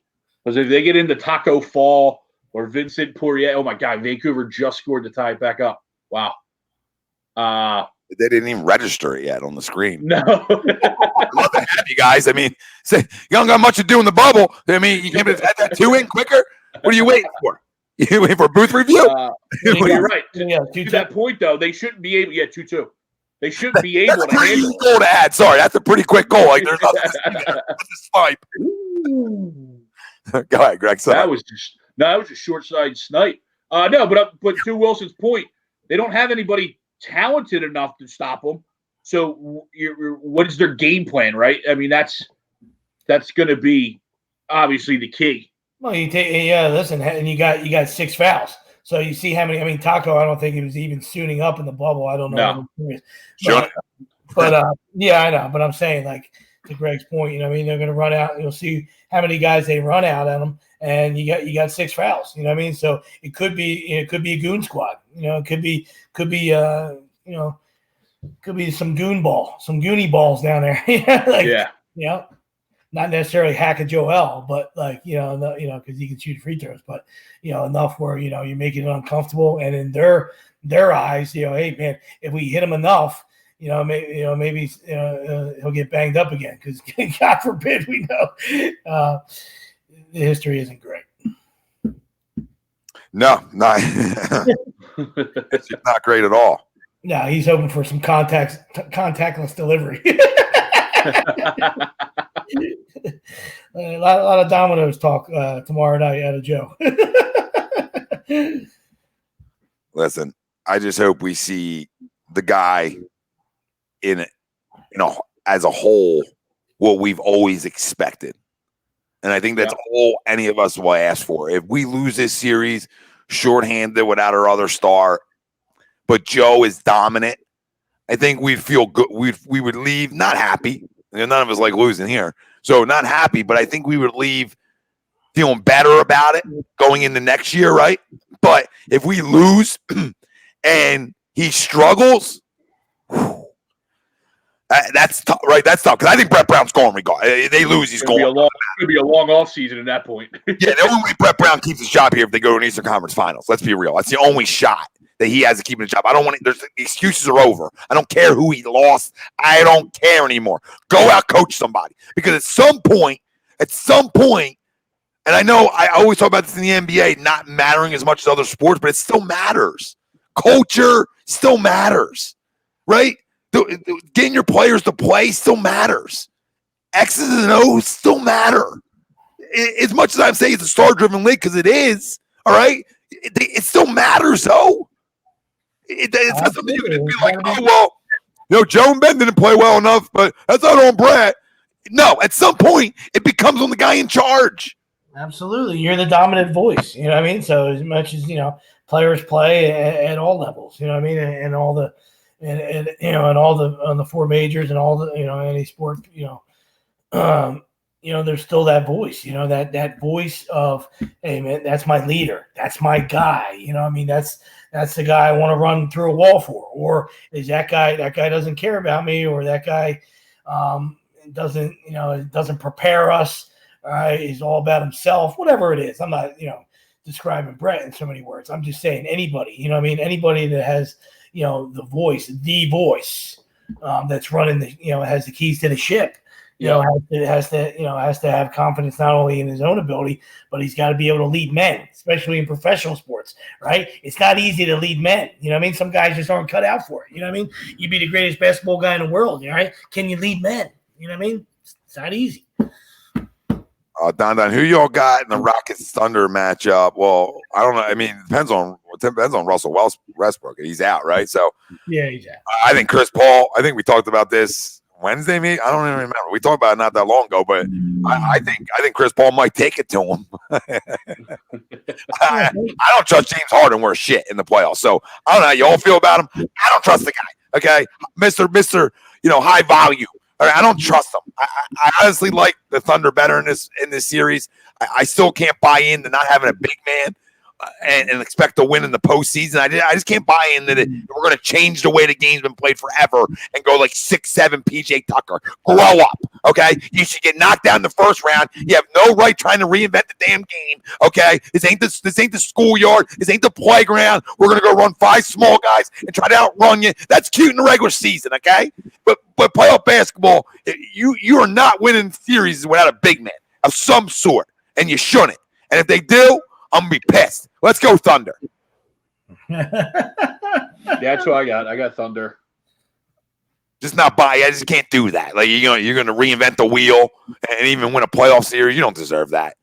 Continue to be the underachievers you are, Houston. That's all. Yeah, I mean, great points. Don't really disagree with you. Thunder's a very, good young bunch too. They got some young pieces. CP3. See what kind of what kind of edge he brings to him. So I don't see that. That wouldn't be a surprise to me at all. But I still think the Rockets find a way to get it done. It's in this series anyway. Put that evil on us. Guys, who you guys got in the finals before we we'll get into some Phillies. Phillies talk, sweeping the Mets, obviously, and we got Crumb in a week coming up. But who do you guys have in the finals? And the Rockets do have Tyson Chandler. I don't know how much burn he's been getting, but but I hear you. There's nobody. It's not like there's nobody on their bench over 6'10". I get that. Yeah. Yeah, I just love trying to let Rocco and PJ Tucker defend big men. Like, grow up. I hope Robert Covington gets dunked on by Shaquille O'Neal and ends up flying through the virtual screens behind the net. That's what I want to happen, okay? Go into somebody's living room. Get into that front row a little bit. A little tasty poo? I saw something on Instagram last night. It was pretty funny. I was just scrolling through, and it's basketball related, but there's a picture of like Carmelo hit the big shot the other night for the Blazers, right? And there was a picture of this girl in the background, and guys on Instagram got to know who that is, and somebody says Lala, and it's like not Lala. And then finally, like somebody's got to figure out who it is, and like people are like, no way anybody's going to figure out who it is. And then I was like just reading through the replies, and then finally somebody like 3 hours later is like, we got her. And I just thought it was funny because it's funny how the internet works. In 2020, like all it takes is a picture. Somebody's going to find you. Yeah. that was good. Like people thought it was Lala. It's not her. Like, it did look like her a little bit. Where I was like, is it her? But it was just a great shot, and then she ends up. I think she was like a freaking. She might be a dancer for the Trailblazers, so something like that. But yeah, let's get into a little Phils. Finally playing some decent baseball, watchable baseball, and the Mets coming to town help. Did you answer? Should we? Oh, we didn't even get. Yeah, we didn't even do the finals. We didn't get there because I went off on something else. Yeah. No. Who you guys got? Oh man, playing. I mean, I was on the obviously the Bucks train the whole year, and I'm not completely jumping out of it. You know what I mean, like we'll see when this, obviously playoff time and see. Like Greg said, you know what I mean. It's been a bad product all around. So they whether they were disinterested, they were at no jeopardy of losing the 1 seed. So I mean, whether they were interested or not, and can they ramp it back up? I don't know, but they're obviously were the best team. All year, and I mean, and Spelling Bee is an animal, and they got another lot of good pieces there too. But I'm starting to lean a little bit towards the Raptors. You know what I mean? That's just been a, from pillar to post. You know what I mean? Pre-COVID, we know what they were doing, and then obviously during the restart, they, showed no, they didn't have any missteps. You know what I mean? They just seem to be like they're just well coached. I love me some Nick Nurse. And that's a good basketball team, So, I might go Raptors, Clippers, put Kawhi against his old team, and then have the Clippers cut them down. You know what I mean? That's kind of where I'm at. I was Clippers preseason, and I don't think we have enough. Obviously, I'd be tickled pink if we were able to spring the upset here. You know what I mean? And I love to eat crow, and we'll get to the finals, and I'll be cheering and loving it. I don't really care. We always say that when we're making predictions, like, don't care if we're wrong. I mean, some people do, like they want to pull archives. That's fine, right? The Sixers make the finals. I go, tip of the cap to you. Tip of the cap. Well done, because no one guessed that, right? Yeah. Since Tristan asked, I go Raptors, Clippers for me. I'm on the same wavelength, Sweeps. Stop it. Would you two stop it? You know what I mean? I'm right there with you guys. Are we all going the same way? I think we are. It's crazy because they're tough, man. Like I know you're gonna say things, Greg. Like the Raptors are tough as shit. I don't want to see. And they played the best in the bubble. Yeah. Because defense translates, right? I mean, they're willing to still get up in you. Yeah. And then same thing on the Western side, like Sweep said about the Bucks, the Lakers are a hot mess right now. You know what I mean? Can they turn it on? And again, they had nothing to play for. So how much of that was just getting the legs back and getting, everything back into play? Or is there actual issues over there, right? So, what happens over there, right? So who knows? Yeah, I guess we're all in the same way. Like we got Raptors, Clippers. You're absolutely right, buddy. You see the frustration the other night from Spelling Bee. You don't really see that out of him. He's been ever since he's been in the league. He's calm, cool, and collected. And we'll see that. I don't know if this bubble, or the 1 seed, or whatever. The bubble is the walls are caving in. Whatever. He gave a little mini flying headbutt the other night, and Yeah. So that's your leader. You know what I mean? So if he starts to take the heat, the rest of the ship's going to take in water. No, absolutely. Yeah, not something you would ever expect to see from him, right? He's always been pretty mild mannered. Yep, composed. It's interesting, right? It's a little interesting. So, I mean, I like it. It's good to bring back some '90s basketball to the table in the bubble. I mean, I'm a fan of it. I've always been a big headbutt guy. You know what I mean? You don't got to get physical with your fists. Just throw the noggin around. It does its job. You know what I mean? Yeah. Listen, I don't mind the occasional meltdown. I'm just saying, like, you don't see it out of him. You know what I mean? Like, when you watch Sweeps growing up, I'm a raging asshole. You know what I mean? They're like, oh, look at that guy yapping. He don't shut the hell up. You know what I mean? So it was par for the course. You know what I mean? Like, look at that little asshole. You want him on your team, but you don't want to play against him. We're Spelling Bee. It was out of character. That's all kind of what I was saying. You know what I mean? But hey, you want to take the next step. Let's see if you got see what you got down there, buddy. Reach down and reach down and flick that beanbag. Flip that switch. So yeah, we got a big sweep from the Phils this weekend. Mets coming to town, and DeGrom being scratched for Game 1. Yes, definitely helps that.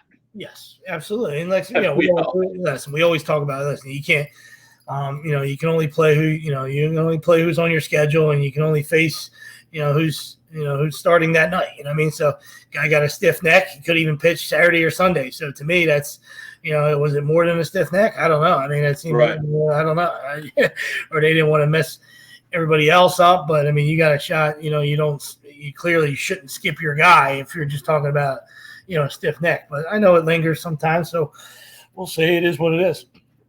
Yeah, I always wonder if all the COVID protocols, right, like don't allow for, a massage therapist to be there, right? Because sometimes that's all they might need, and maybe they're not allowed to have those extra fringe pieces of the medical staff around. Who knows? No, absolutely. And I mean, and the Phils had their two big guys going, and obviously it showed. Wheels, kept them in the game today until they were able to break through with a 3-run seventh, I think, or bottom of the sixth. Yeah. Whatever it was late. Good job by Joe getting Kutch in there, and it paid dividends. I don't think I don't know if it was either decision or if Bruce tweaked something. Was that? I missed that. I missed that part. Huh? I missed that part of the game. Okay, I got you. I didn't know if if it was just a righty lefty thing, or obviously Porcello's right-handed, so I think Bruce might have. It just pulled it up on ESPN. It said Kutch entered as a mid-game replacement for injury. Yeah. So Bruce tweaked something. So Joe pushed the right button there. And Kutch ambushed a first pitch breaker that just rolled up there. A little 12-6 roller up there. It did nothing, and Kutch made him pay for it. So we got 3 in the 6th, 2 in the 7th. Yeah. Right after the young buck was able to have a tremendous at bat, drive a ball into the right field corner to tie the game up. Yeah. And then Kutch's big swing. So, and then they only had to get 6 outs out of the pen, which was a good job. They tacked on 2 later. A couple Mets miscues. And the next thing it's 6-2. So took care of business. Did exactly what they're supposed to do. You know what I mean? And and this is a big week for them, because some of us already told you, what was going to happen with the Red Sox, so don't need to pull tape, don't need to puff don't need to puff chest or anything. Just, some of us told you that that the Red Sox were fucking hot garbage, so now that being said, listen, you don't overlook, this is every game matters, so he ain't overlooking anybody, they still got a couple hitters in there that can do damage, but as far as pitching, you expect, the Phils to put up, 6 or more. They should have, this 2-game set they should get offensive. And like I said, whether Baum is going to be the next coming or not, who knows? But he's showing a lot of poise, showing that he's looking to be that guy that that they drafted for the next 15 years. And like I said, it's early. It's just week 1, but you can just tell about when the guys have, what kind of approaches guys have, what kind of bats guys have. That goes a long way. To not necessarily, jumping out and hitting 450. I don't, of course you want that kind of success for the confidence of a young kid. So you definitely don't want him to get buried, but I'm more impressed with his approach and how he's handling things. And, he's, he doesn't, he doesn't need, didn't need to have, a 425 week for me to be impressed. Came out there, picked up some ribbies for us, had a good series, had a good series, and it was exciting to see. And then hasn't done anything, defensively to say to yourself, well, this guy's going to be a liability. Can't play there, right? Yep. It's early, so we'll see. But I'll tell you what, as long as he can do his job, the Phillies got better on defense because, once again, we don't have to pull tape. This isn't a pull check. It's just one of those things where Mean Gene has played there before. You know what I mean? Yeah. Third base was new to him. You know what I mean? And he hadn't done anything wrong in the game. Yeah, he wasn't terrible. He just wasn't. You signed Didi to be your shortstop, and it was time to move a guy, and we understood what they were doing. They just wanted the young kid to maybe settle in and play his natural position, and I'm sure that conversation was had. You know what I mean? And I'm sure one guy maybe felt more comfortable, and they decided that's the way they wanted to go. You know what I mean? But Gene had a tremendous defensive series. Enough where he separated himself, just in 3 games for you to say that's not even close. That's not even close. You know what I mean? Like Scotty doesn't get to any of those balls. It's not even close. It's not even close. You know what I mean? So we will see. You know what I mean? We don't we don't want to see that. See the young kid just get completely buried. You know what I mean? But comes a time where as long as there's still 2 injuries obviously now in the outfield, so you can get some time in center field until Hazley comes back. You know what I mean?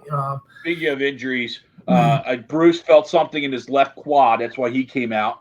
And then Walker came in for Segura late, and Segura is a hamstring. He appeared to awkwardly step on Dominic Smith's foot. Yeah, I would have never guessed it was hamstring. I thought it was more a foot. He kind of missed the bag a little bit. And then, the way Dominic Smith's glove came off, and it was just everything looked weird there. But I would have never thought hamstring if you had to, if I stayed at a Holiday Inn Express. Right. You asked me to point out on the on a doll where he was hurting. I would not have guessed hamstring. Yeah. I would have said lower leg extremities.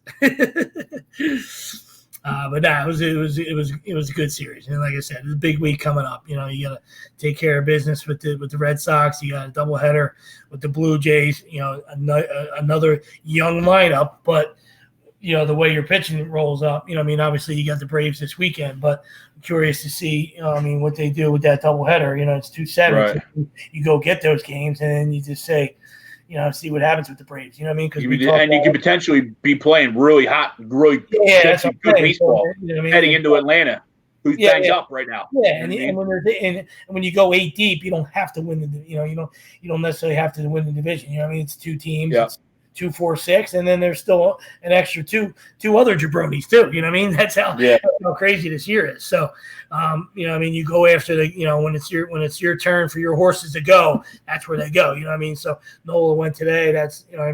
Wheels went today. So Monday, Tuesday, Wednesday, Thursday. So he wouldn't be ready. So you at least have him for the Braves. And Nola went last night. So Sunday, Monday, Tuesday, Wednesday, Nola should get one of the starts in that doubleheader with the Blue Jays, which is good because you would hope that you get a split there if you're worst case scenario. You know what I mean? At least you grab a split there. A nice young lineup. You know what I mean? Once again, they don't impress you on the mound. So let's see if these bats if bringing Bohm up, and making some of these other changes, has ignited this team offensively. You know what I mean? Because Reese had some better bats too. You know what I mean? As much as, like I said, we crush all day and we'll continue to crush when you're on the struggle bus. You know what I mean? But when you do some good things and you start finding some barrels, and, we're going to give you credit too. You know what I mean? So, as much as, as Scotty looks lost, Reese had some good moments in this series. You know what I mean? Where you say maybe he's turning the corner. We'll see. Yeah. And hopefully now with the injuries too, obviously Hazley's out with the wrist, and now, Roman Quinn out with COVID or whatever. Now Kingery's got to play. So hopefully he's able, instead of being banished from second base, hopefully now with these extra bats that he's able to accrue over the next week, hopefully he's able to start, finding some sort of a clue, because he does look completely lost. Listen, he does. And I'll say one thing about this team. They got 2 today, but they weren't like we could know as baseball guys. One's an infield hit, and the other one's a single. You're not driving the ball. You just like you said, you're happy to see that for him, but it's nothing. Really, there's no confidence there. Not like he's on it. You know what I mean? Yeah. No, you're right. And the one thing I'll take away from just like we talk about, a little response, a little 3-game winning streak. It's nice, but I'll tell you one thing. This team, if this team had the same, for all the Kapler people, if this team had the same manager they had last year, they don't get out of that what was happening. You understand? They don't get out of that, in my opinion. They don't. They don't start to like rally a little bit, come together a little bit, start missing some barrels, Mm-hmm. Bullpen wise, and they just don't. They just won't. To me, that culture was so bad that once things were going to start going that direction, as we saw for the last 2 years, when things started to go south, they continued south. Well, we noticed through a couple of weeks, but we noticed things were going south real quick here, real early, right? Or Marlins, Orioles, not good. Real easy to quit when you can't beat those teams, right? But to me, the culture's different. We talk about Reese coming out of a big time slump, right? Well, as much as I crushed, Kapler hitting coach last year, I'm gonna start giving credit to the guys in them roles this year for a guy being a little bit more aggressive at the plate now, right? And you're seeing that a little bit now. It takes time to overcome and get out of that thought process of seeing a million pitches, right? I mean, so I got to give credit because he hasn't gotten any, rightfully so. It's an 8-9 baseball team. It's not like there should be credit given, but I got to give credit to some of these players right now, and I got to give credit to Joe Girardi and his staff because it's easy. It's easy in a 60-game season to say, screw it. It's a wrap. We stink. We can't get out. We don't hit it. We don't, whatever the case may be. But to be able to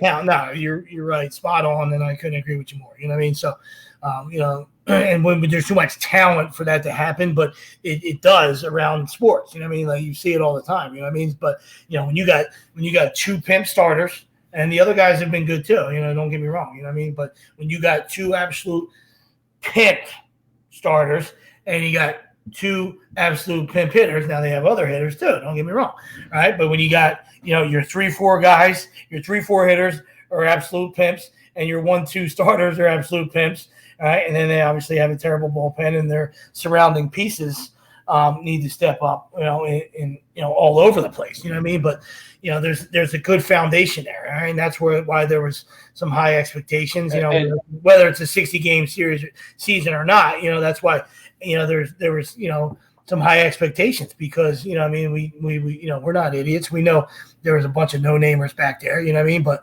what kind of effort do you get out of those no-namers? And and will eventually they step up? You know what I mean? And will some of the veteran guys like a Morgan and a Tommy Hunter figure it out and kind of slow everything down and get out of the HOV lane, and everything's going like this, things down, and some of those younger guys can say, hey, listen, and you can start taking some of those guys under your wing and say, hey, listen, when that phone rings, if Joe's going to you, I'm going to need you, for 3 batters, I'm going to need you to compete for 3 batters. Yeah. You know what I mean? Like not fiddle fuck around, not walk guys, not throw your pitches without conviction, right? Throw your pitch, whatever the fuck it is, throw your pitch with conviction, pound the zone, and we'll see what the fuck happens.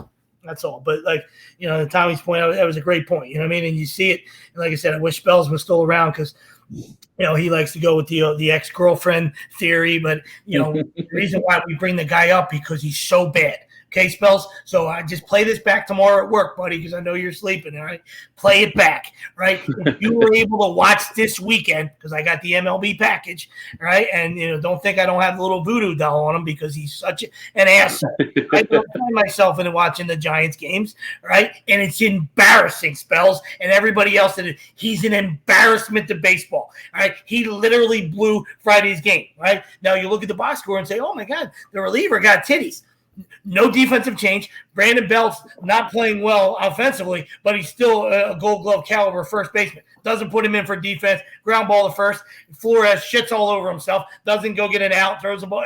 It was beautiful. And then next thing you know, grand slam. The rest was history. Then last night he comes back with the same guy who threw a third of an inning and needed a bra. His tits were glowing up. They lit up the whole San Francisco Bay. Friday night in that disaster, comes back with him. And he gives up 2 more homers and a walk-off another 4 spot in the 9th. Oh my God! It just, and then today, obviously they got doored. You know what I mean? So couldn't happen to a better guy, as Greg would say. And just watch, just look around, and he's an embarrassment to baseball. Sorry, you know what I mean? Like you say, hey Sweeps, you're kind of being mean there, aren't you? Aren't you being mean? I got no time for fucking being mean. Let me tell you the truth. We're truth tellers. It's facts. It's facts. Absolutely. No, and you know what? Sweeps, going back to those, Knowles, Wheeler, Harper, Realmuto, the good thing and the stabilizing thing for us so far is those guys have been on. You know what I mean? Those guys have been playing at the high level that we need them to be at. You know what I mean? Nolan hasn't always got the run support, so his win-loss record might not show he's on, but look at his other numbers, right? And then Wheeler had one blip of a start. Okay, big deal. But he bounced back today, and we obviously know what Bryce and JT are doing with the bat, and they're keeping this offense afloat. And, JT or Knowles and Wheeler are starting that pitching staff off because you're right. Arrieta's been decent, decent to good. Eflin's been decent so far. And I like what I see out of the kid. His first couple starts haven't been, oh my God, he's lights out, but first couple starts. So we're, pumping the brakes. I like what I see from him, though. I like what I see. And I'll never forget what's his face's first start. Yeah, Vinny V. Yeah, I mean, definitely was for what they are. What's Prism alluding to? Somebody in the chat or us? He was asking the Yankees. Oh yeah, I got you. Who was hurt, and we dropped Bill Mayhew, Stanton, and Judge. He's like, oh, they're all power fire. Yeah, and then Cliff Frazier steps in. That's what great teams do. You know what I mean? Like, yeah, they're Stanton's going to get hurt. Obviously Judge gets hurt a lot. LeMayo, unfortunately, yesterday. Then you plug in Cliff Frazier, and he was like, 9 for 13 this weekend. You know what I mean? Looking like a bank robber from the 1860s with that that gator on. You guys hear this news before we get in the Crumb of the week? Lakers to wear a black Mamba jersey if they advance the second round. So pretty sure the NBA is going to guarantee that. Sorry, Portland. Sorry, Dave. Bubble's been real for you guys. That report came out. You can pretty much wrap that. LeBron's going to get every call possible. And if the NBA wasn't rigged already.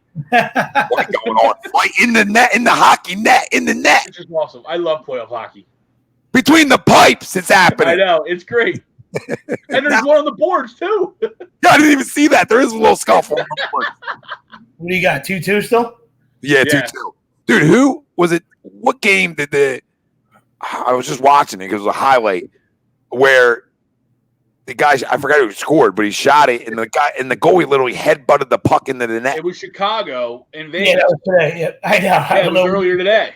It was like this. I said, it looked like the guy literally shot it at the head, hoping to do that. Like that looked more than just let me just toss it to the middle and see what happens. No, that looked intentional. No, yeah, that was a freak headbutt. They said that. They go a goal off the helmet. I was like, you guys need to rewatch that because what I saw was this. I saw like like a little dolphin, like a little porpoise. He's Ventura. That's not Snowflake. I saw. I thought Pete Rose was playing goalie. I did have the Blackhawks today. That's got an over. Great take today, so appreciate you there, goalie. Oh my God! And Don, obviously, in Detroit, I don't know what they do in Detroit, pal, but welcome to the tri-state area. That's this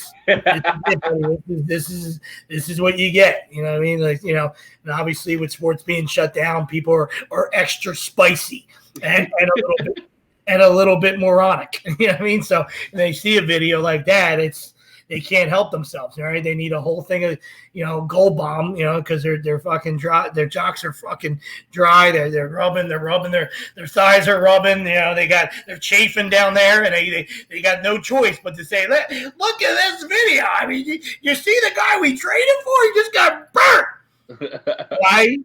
In practice by one of his teammates, so it really doesn't matter unless D-Jack gets traded to the Cowboys or the Giants. Well, that ties into my Yeah, I heard about David Robertson. They're saying maybe the last 3 weeks of the season, whoop-de-do. And then he'll get shelled against today, I heard. Good. And then he'll get shelled against the Nationals again and then wrap it up again and steal more freaking money, okay? I love it after everybody gets shelled. Guy's out for a freaking year.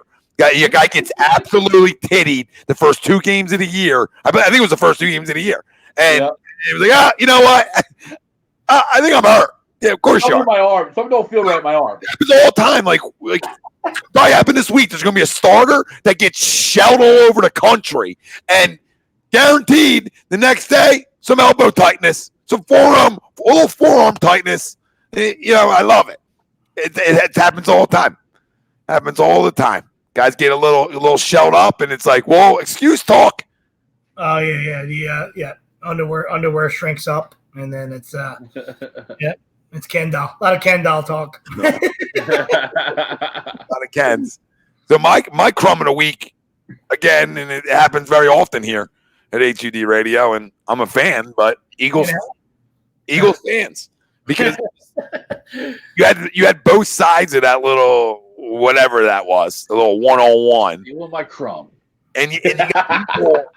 Well, I wanted to do a video on it that day. I just didn't get a chance to, and it was just about like the either one, like the overreact to either one is just unbelievable. Like you guys are, like Sweet said, I know people are bored. I get all that, but this has been going on forever. This is not new, and it happens at training camp. Period. It's like the Ben Simmons fadeaways. I don't care. If you don't think Deshaun Jackson can run a fly route, stop watching football. Okay, first off, all right. Second off, if you're going to now act like Darius Slay isn't good enough, okay, well, then you're an idiot too. Or you can just say what I've been telling you from day one, that I like Darius Slay. It ain't Dion, bro. It ain't Revis Island, okay? Like, it's not. Like, I like Darius Slay a lot. And a huge upgrade for this football team. Can we stop acting like this is the top 5 corner in football? Can we please just stop acting like it as a fan base too? Because he's not. Top 15 guy? Sure. Absolutely. Top 15 guy? Absolutely buy into that somewhere in there. Okay? Top 5, buy a clue. Start watching more football, wherever you need to do. Because top 5 guys aren't. I don't care if they play for Detroit, freaking Tennessee. I don't care where guys play. Top 5 guys usually don't get moved. Okay? These don't get moved. So is he a top 15? Yeah. Is Deshaun Jackson probably going to be injured by week 6 to 8? Probably. Okay? So that same speed, I'm sure that Hammy's going to come up lame at some point as well. All right? So can we just stop crowning either one or be down on one? Slay's a real good corner in this league. I'm not worried about Darius Slay in terms of being able to play at a high level, right? I'm not concerned about Deshaun Jackson healthy being able to play at a high level. Both I've seen. Okay? So neither one matters. Talk to me in September if guys are getting toasted on game day. All right? Talk to me in September. It's the same thing. Oh, man, it's a fadeaway. Look at him. It never translates. Okay? 90% of the shit you see on videos from practices, like this kind of stuff, a little one-on-one stuff, doesn't translate, man. Doesn't translate when you're in a game moment and you're talking about maybe a cover 2, different defenses, etc. Right? You think guys' energy at the professional, I'm talking about the professional level. You think guys' energy during training camp is amped up? Like first week of training camp. So. Yeah, like, you guys good? You guys okay? You're professional athletes. All right. I know they're excited to be there and there's a lot of laughs. But come on, man. I mean, these guys aren't even engaged yet. You know what I'm saying? It's just, I just hate people. I hate this fan base sometimes with a passion because I just think they're a bunch of idiots. Absolutely. Now Deshaun's a Hall of Famer. You know, if Slay picks it off, Deshaun stinks, lost his speed. Slay's a Hall of Famer. Yeah, it's simple as that. Carson can't throw the deep ball. Nobody want to talk about the deep ball. Nobody want to talk about if you want to talk about something. Right? Talk about putting a ball in the numbers then. If you want to just have a conversation about something, have the conversation about 11. 11 looks to be throwing it well. Have that conversation. I'd much rather hear that conversation than either one of them overreacting either way. Right? Yeah. Nothing's overreacted with. and I was going to go the same route because, on the other side of it is it's literally one-on-one with no safety. What NFL quarterback, I don't care how good, how bad, doesn't get beat one-on-one with no safety? Just take it the drill over in context of what it is. Great ball. Deshaun, we know, has got wheels. I think in a real game, I also don't think Darius Slay is playing. If he's playing Deshaun in that way, he's not playing up on the line, allowing him to burn by him with no help. Yeah. If he's got no help on him, he's going to sag off to give that, So it was just a drill. I'm right with you, Tommy. I was like, the overreaction on both sides was just, can we stop? Can we stop, please? Give me a cornerback in the NFL who doesn't get beat one-on-one with no help in a drill. By Deshaun Jackson. By Deshaun. I think Josh Norman's first year in Washington, and we say whatever you want about Josh Norman, but he was getting beat by Deshaun all day. Yeah. He can't. And I think Josh at that time was a top 15 cornerback at the time. He's perceived to maybe even a top 10 guy, if not higher. Perceived. He got the money as a top 5 guy, essentially. You know what I mean? And was getting beat all over the place. And Donna said, Champ Bailey got moved. Yeah, but Prism responded with the answer. But for a top 5 running back, he didn't get moved for a pick. He got moved for Clint Portis. It wasn't like, oh yeah, we're just gonna give you Champ for a third, maybe a conditional later. No, it was like, oh yeah, we'll trade you Champ Bailey, but that guy Clint Portis, we want him. I don't remember what Revis, when he got traded from the Jets, his first trade. I don't remember. Was that the Tampa? Is that where he went? Or where'd he go? Tampa, New England? Where'd he go? I think it was Tampa, right? Who? Revis. When Revis got dealt, or I think he got dealt from New York, right? Or was he at the end of his deal? One of the two. The Jets traded him. The Tampa, right? I thought it was the Tampa. For the 13th overall pick to Tampa. For the 13th overall pick. So conditional. So 2 picks. 2 picks. 2 picks. 2 picks. Who knows what the conditional was, right? And remember, top 15 picks. He was owed a lot of money too. He was owed a lot of money, I believe, because he was coming up the end of that big deal he did have. Because then the Buccaneers announced Sunday Revis signed a New Year's 6-year agreement for $96 million after the trade. Mm-hmm. Yeah, a little sign and trade. Yeah.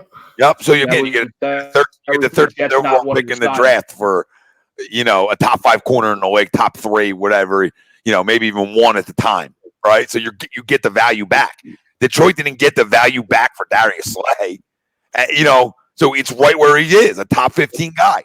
Definitely a number 1 corner for probably whatever football team he goes on. You know what I mean? Definitely a number 1 corner guy.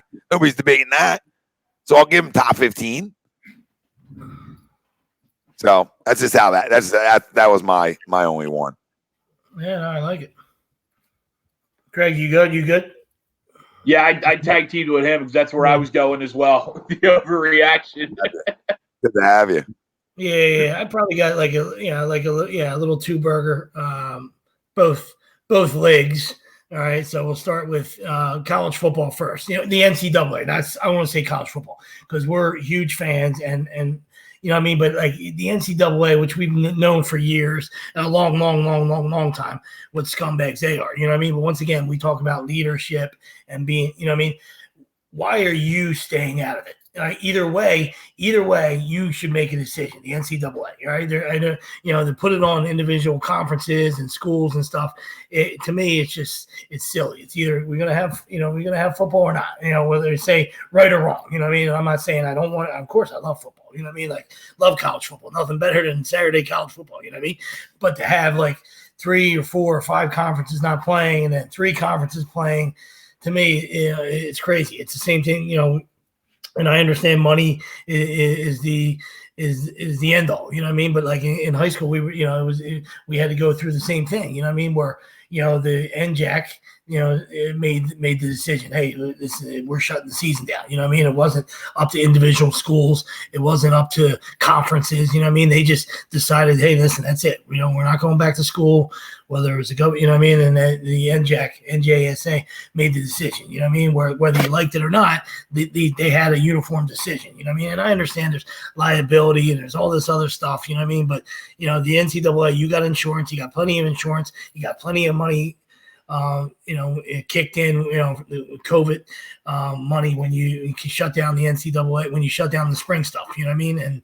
And the NCAA tournament, all that good stuff. So you got your money back, you know what I mean? So your insurance is great, you know what I mean? So you guys, you can either take the liability or you take the responsibility. You take the accountability and you take it off, these individual conferences. You know what I mean? It's just, I don't know, it just seems so grimy to me. Well, here's something that ties in the right what you're saying, right? I mean, this is from Alabama's AD as of today, and then a couple players chimed in. Alabama's athletic director tweeted out a photo of returning students, none of them wearing masks or social distancing. His tweet reads, "Who wants college sports in the fall? ? Obviously not these people. We've got to do better than this for each other and our campus community." He said, "Please wear your mask." Additionally, 2 Auburn players shared the same concerns upon returning to campus. Anthony Schwartz said, "You all said it's safer on campus, but I've seen crowds of people and none of them are wearing masks. Don't get me started on how downtown was last night while I was driving through." Another player, "Boy, it's not a single person wearing a mask on campus." So, I'm not saying it's right or wrong. I'm just telling you players are saying, well, you guys told us it was safer here. You know what I mean? And now you're expecting 18 to 22-year-old kids to make the right decisions. It never is going to happen. When I was 18, I didn't even think anything ever wrong happened in my life. When I was 22, I was invincible. And I'm not saying these kids, anything's going to happen to them. I don't know. I'm not a freaking doctor anymore. All I know is I want college sports. I know the kids who play college sports want it and need it. But it's everybody else that just can't. Can we all just be on one side to try to get something right so sports can go off and kids can go back to college, right? Because that's what, at the end of the day, we want life normal, but if we're not willing to try to help us get to normal, we're just running in circles. And this is a perfect example, just running in circles. And players are saying it. That's the sad thing. You're telling players are safer there and not saying they're not safe. I don't know. All I'm saying is then you can't have all your students back. You gotta almost pick and choose. Like if you want to have college sports, you almost have to have your students do remote learning. I don't know. That's just my opinion on it because you're gonna have college kids who want to party, man. Come on, we've all been to college.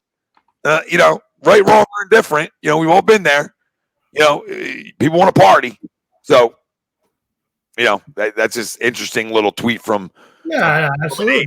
You're going to hear from all the coaches, and that's the sound. The sound bite you're getting from an ESPN and the media outlets that want to show you that side of it. You know what I mean? But you're never going to hear, like you said on ESPN, what you just read. You know what I mean? And that's fine. Whatever. We know there's agenda in everything. You know what I mean? We're not naive. You know what I mean? But what do you expect those coaches to say? I mean, that's exactly what they're supposed to do. They're reading from a prompter. You know what I mean? Whether they believe that or not. A, they want to get paid for their job, and B, they don't want their players to hate them or to be pissed at them if they say, you know what? Yeah, I think it's the best bet. It's the best interest of the kids and the best interest of the country if we shut down college athletics. You know what I mean? Those dudes, the transfer wire will be off the charts. You know what I mean? So, those guys like Dabo and all those guys, they got to say that, you know what I mean? And whether they believe it or not. And I'm not saying they don't. And I'm not, like you said, I'm not saying that they're wrong. You know what I mean? Like in a controlled environment, maybe they are, as opposed to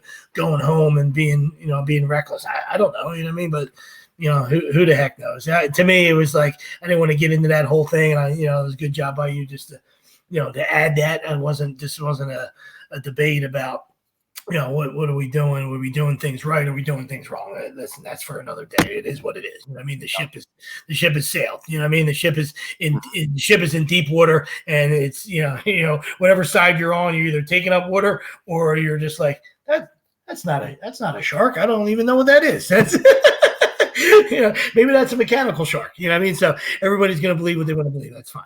To me, it was more of just an NCAA, another shot at the NCAA for being, just being clowns that they've always been. And this just goes to show you that, they once again are being their typical clown selves, you know what I mean? And just not making a uniform decision, whether right or wrong going forward, And the other one is the NBA, who's done a good job, but the talk of this bringing families in and stuff for the playoffs, like, knock it off. You did what you did. Guys knew what they were signing up for. You all miss your family. I'm sure you do, and my heart goes out to you. You know what I mean? But this is, you see what the bubble has done in hockey and NBA. It's been a fantastic revelation, as far as, the whole testing and the whole controlling the thing, you know what I mean? Like, to bring outside people in. I know you got to test them and all that stuff. I get it. You know what I mean? It just seems silly to me, you know what I mean? And it might not be silly to the players, you know what I mean? So I'm not saying that, that you wouldn't want your wife there or your kid there. I get it, you know what I mean? But, at this point, once again, you had something in place for the bubble, and now just continue to run with it. And, as far as, the playoffs go, just leave it the way it is. That's all. Yeah, you've done it right. You've continued, which is huge. And, knock on wood, no hiccups. I mean, I could see it like in the finals, maybe. You know what I mean? Like both teams in the finals. They were there a long time. Yeah, sure. Yeah, you stay there a long time. Let's get some families in, ease it up a little bit, make the environment a little bit more feel like a finals in a way. Yeah, everybody else is gone. You know what I mean? Yeah. There's one team in a hotel. There's one team in another hotel, and you can bring some people. Yeah, absolutely. I'm saying, play by ear. Absolutely. I don't know what their exact plan is. I just happened to see there was the idea of that, and I was just like, I don't know. You know what I mean? And that's why I think that they've done a great job. So when it comes to the NBA, whatever decision they make, I think will end up being the right one. Because I just think they've been ahead of the curve with it, and they've tried to do it the right way. Not that others haven't. NHL sort of followed suit with it, and a really good job as well. So we just want these sports to continue. So whatever makes them continue, keep them going. Because I know we're all enjoying them, and we all need them in our lives, and it's definitely brought back some sense of normalcy that we've all needed a little bit. And, same thing for any, for getting out there like I know you have and I have. So he's just coaching a little bit, brought some normalcy, and, hopefully that stuff continues for the kids. So definitely done the right thing. And I'll trust the NBA in whatever decision they make, because I think they're pretty good at it. They got the money to do whatever the fuck they want to. Yeah, you're right. If there's 5 million people to come in the bubble, they could do it. Results back in 10 minutes. We'll get the little watch on you ASAP. A little rest. But awesome shit, boys. I know it was good show. Little last seconder is how the weekends go here at A2D with sports back. So expect to see us next weekend, same thing. So, expect to see us Sunday night sometime next weekend. And go Sixers tomorrow night. Phil's an off day tomorrow. Sixers tomorrow. That's right. Yeah. Phil's actually Phil's off day. Yeah. Yeah, Tuesday, Wednesday, Thursday, then the weekend. Yeah, for the Phillies. Sort of wish they didn't. You went 3 in a row. Can we get out and play again? You know what I mean? You want the off day after you lose, after all the games you were losing. That's when you want the damn off. Right. Yeah. Now it's like, shit, can we just play a scrimmage somewhere? Absolutely. Can we play one of our makeup games? Yeah. Anybody want to come? We just need somebody. Anybody want to come in here? Great shit, boys. Can't Flyers Tuesday afternoon. I'm sorry to cut you off. Flyers Tuesday afternoon, 3:00. It's 3. It's unbelievable. I love it. I literally sit here at work all day and just watch college playoff hockey. That's your boss, people. That's your boss. That's your guy. Sorry, not sorry. You want me working from home. No, I just hate it because that's like when I'm leaving all the time. Yeah. We stop at the 3:00 shake. Like, give me a 12-er. I'm all in. Love a 12. Love 12-piece nug. Don's waiting for that number 1 pick. Yeah, Don. You think you're giving it to the Pistons? Good luck. Sixers show up tomorrow, play hard. That's all we ask for. Show up, play hard. Well, the question mark there. Prism. Yeah, are you asking us, Prism? I mean, we're a little bit biased. I feel like it was a great show. You hit the wrong button, Prism. We love you, buddy, but I mean, I don't know if you should ask us that. I'll tell you guys something.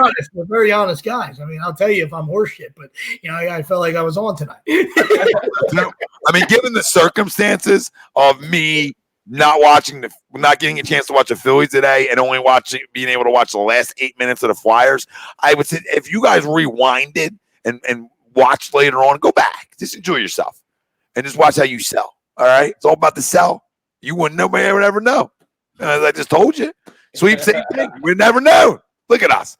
Pros here at A2D Radio. Can sell tanks off car lots. That's what we just did tonight. Agree, disagree. A2D Radio. Listen, we got to thank our doc. We got to get him on soon. I know soon we could go back and do a couple maybe afternoon pieces and get the doc back on here. So coming soon. That's Dr. Paul Vidal. Specialized Physical Therapy, LLC, Burlington, Cherry Hill, Princeton locations. Find them on the web, specializedphysicaltherapy.com. For everybody that's interested in A2D merch, phillydrinkers.com.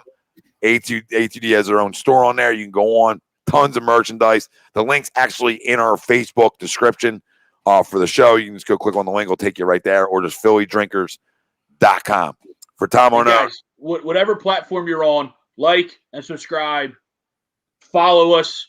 We got shows all week. Whatever you're on, like, subscribe, get your notifications so you don't miss us. Notification talking for all you cool cats and kittens over on Twitter. Enjoy Victoria over there. You Twitter. Okay, new hire. Took the words out of my mouth. A new hire. There's been internships. There's been new hires. I mean, the waiver wire, the transaction wire is hot. It's hot at A2D. Get in while you can. Get your oven minutes. It's hot while you can. Guy makes more deadline moves than Matt Quintak. Okay, put that on a resume. I don't even know where the camera is. That's how dinosauric I am, buddy. I'm down here pointing. Prism fixed himself. He said, "Great show. It seems to be ending ending earlier, ending too soon. That's why he had the question mark. Like, oh, it's already over. Okay, all right. Yeah. We just went shy 2 hours. Hey, appreciate you. Wanting a little more tasty poo. You know what I mean? When you get to get up, ass crack of dawn again, and then sometimes even 7-Eleven closes. You know what I mean? Like sometimes the Slurpee machine's jammed, buddy. We got to go. We'll get you on, Don. Prism, thanks, brother. We love you guys. Continue to down there. Now he's getting out of control. Now Prism's getting out of control. He's talking about all of us. I didn't take that as just me. We're all hosts here. It's not just one of us. You know what I mean? I'll take credit for being the best. Absolutely. I mean, I'm not going to run from it. Yeah, I think Greg was feeling a little guilty there, but I took that as a team comment. Yeah, absolutely. I mean, Greg came in and hosted with the subscribe. Sweeps came in and gave a little host in there at the end. So, I mean, I thought we did a great job of hosting. So, all three of it, team effort. No credit to Brian Wilson tonight. That's why I wouldn't even listen to words of Wilson when the videos go. I wouldn't even listen to them. They don't go up anymore because the guy quits on you. That's what he does. He quits on you. So continue to not take his bets. I can't with him right now. Great. ATDradio.com. We love y'all. Sports Towns tomorrow night. I think they're on at 9. Who knows anymore? All I know is we went off. Great show, boys. Thank you all. See you this week. Later.